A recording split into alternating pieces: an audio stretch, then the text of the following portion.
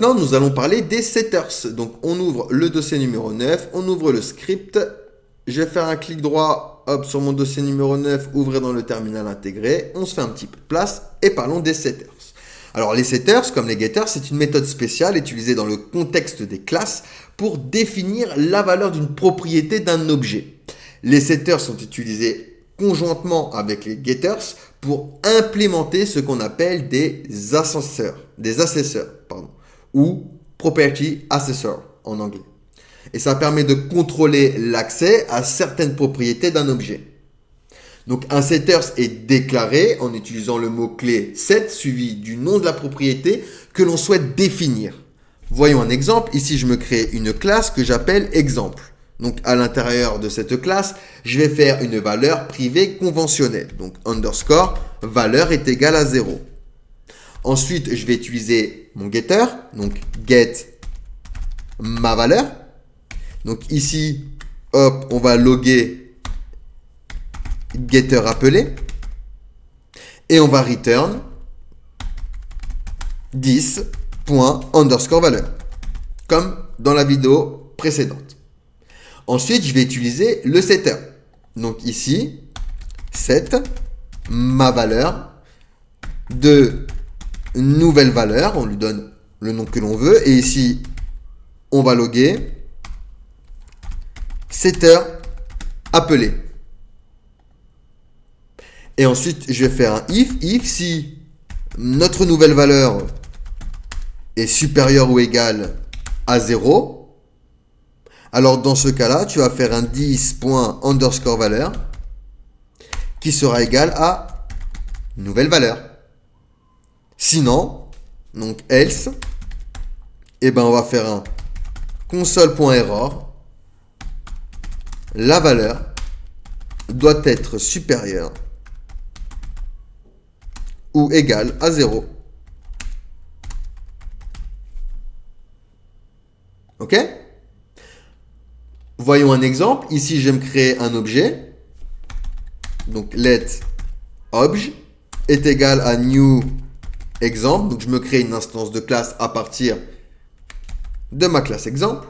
Ensuite, ici, je vais faire un obj. Alors, obj. Point. Et on va dire ma valeur est égale à 42. Donc, ici, on appelle le setters et on affiche également setter appelé. OK? Donc, si je log obj.ma valeur, ici, j'appelle le getter et j'affiche le getter appelé et suivi de 42. Donc, on y va. Ici, vous voyez, alors, déjà, on enlève le log pour bien voir. Premièrement, j'ai setter appelé. Et ensuite, lorsque je log obj.mavaleur, je vais avoir mon getter appelé avec 42. OK?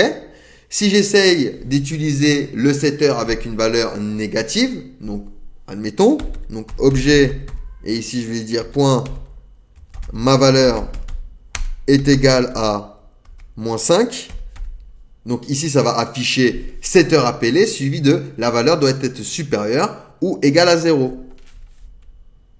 Alors, hop, parce que j'ai deux fois ma valeur, et c'est obj, et pas objet.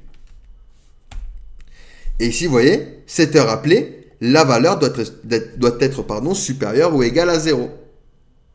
Pareil, si je log et j'appelle le getter, donc obj.ma valeur, ici, j'appelle le getter et je vais afficher getter appelé suivi de 42 car la valeur n'a pas été modifiée. Donc ici, hop, j'exécute mon script et je vais bien avoir ici getter appelé. Donc dans cet exemple, le setter ma valeur est utilisé pour définir la valeur de la propriété underscore valeur avant d'effectuer la modification. Le setter peut effectuer des vérifications ou faire des traitements particuliers, comme dans cet exemple où il vérifie si la nouvelle valeur est supérieure ou égale à 0.